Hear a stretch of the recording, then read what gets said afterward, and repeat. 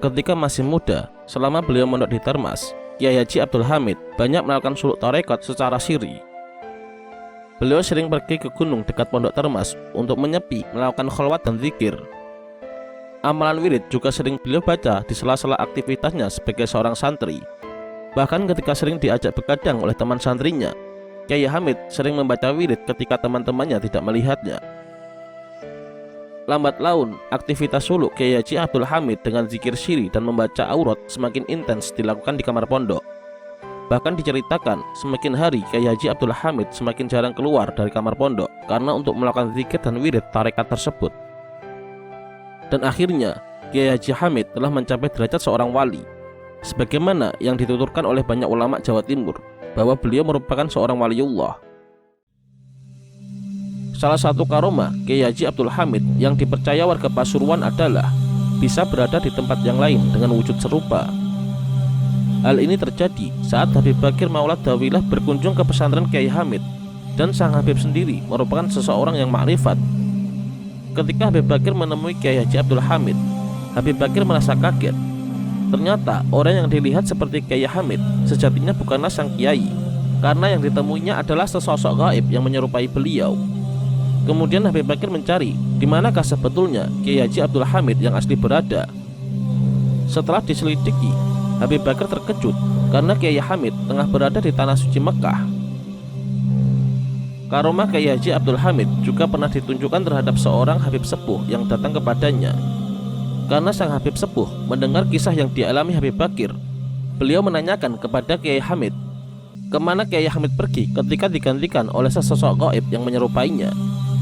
Kiai Haji Hamid tidak menjawab, hanya langsung memegang Habib Sepuh tersebut. Seketika itu, kagetlah sang Habib melihat suasana di sekitar mereka berubah menjadi bangunan masjid yang sangat megah. Ternyata, sang Habib dibawa oleh Kiai Hamid mendatangi Masjidil Haram. Salah satu karomah lainnya yaitu ketika Asnawi, salah satu santrinya, harus melunasi utang kepada panitia pembangunan masjid yang sudah jatuh tempo. Besarnya Rp300.000, cukup besar untuk ukuran waktu sekitar tahun 70-an. Waktu itu, Asnawi sangat kebingungan dan tidak tahu dari mana uang sebanyak itu bisa didapat dalam waktu singkat. Karenanya, dia hanya bisa menangis, malu kalau ditagih, dan akhirnya ia mengadukan hal tersebut kepada Kiai Hamid.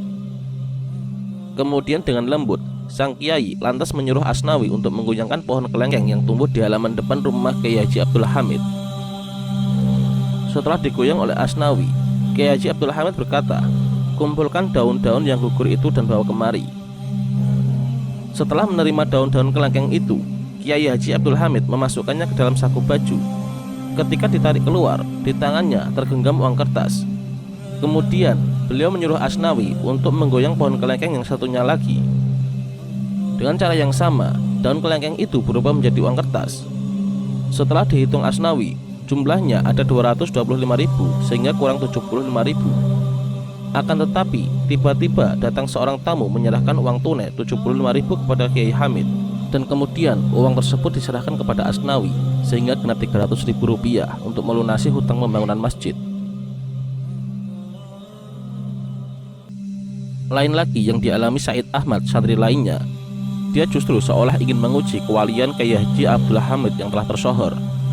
Said Ahmad ingin tahu apakah Kiai Haji Hamid tahu bahwa dia ingin diberi makan olehnya. Ketika sampai di pesantren milik sang kiai, kebetulan saat sholat isya sudah masuk. Dia pun ikut sholat berjamaah. Usai sholat, dia tidak langsung pulang, melainkan menunggu sampai jamaah pulang semua. Lampu teras rumah Kiai Haji Hamid pun sudah dipadamkan, pertanda pemilik rumah siap-siap beristirahat. Dengan demikian, dia mengira bahwa keinginannya untuk ditawari makan tidak diketahui oleh sang kiai. Lalu dia pun melangkahkan kaki untuk meninggalkan masjid. Namun dari rumah Kiai Hamid ada yang melambaikan tangan kepadanya. Dengan langkah ragu dia pun mendekatinya. Ternyata tuan rumah sendiri yang memanggilnya. "Makan di sini ya," kata Kiai Haji Abdul Hamid sambil tersenyum. Said Ahmad pun masuk ke dalam ruang tengah, dan di sana hidangan sudah tersaji. Kemudian Kiai Hamid berkata, "Maaf, lauknya seadanya. Sampean tidak bilang-bilang sih." Bagi Said Ahmad, kata-kata Kiai Hamid tersebut merupakan sindiran untuk dirinya, dan sejak itu dia percaya bahwa Kiai Hamid adalah seorang waliullah.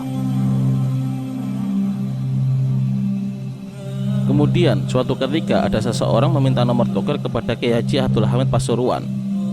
Oleh Kiai Hamid diberi dengan syarat jika nomor togel itu tembus, maka uangnya harus dibawa ke hadapan Kiai Hamid. Maka orang tersebut memasang nomor togel pemberian Kiai Hamid, dan ternyata nomor tersebut memang benar-benar tembus. Syarat dari Kiai Hamid pun dijalankan. Uang hasil kemenangan togel tersebut dibawa ke hadapan Kiai Hamid. Dan kemudian oleh Kiai Hamid, uang tersebut dimasukkan ke dalam bejana dan disuruh melihat apa isinya. Ternyata isinya adalah darah dan belatung. Kemudian Kiai Hamid berkata, "Tegakah saudara memberi makan anak istri saudara dengan darah dan belatung?" Orang tersebut menangis dan akhirnya bertaubat.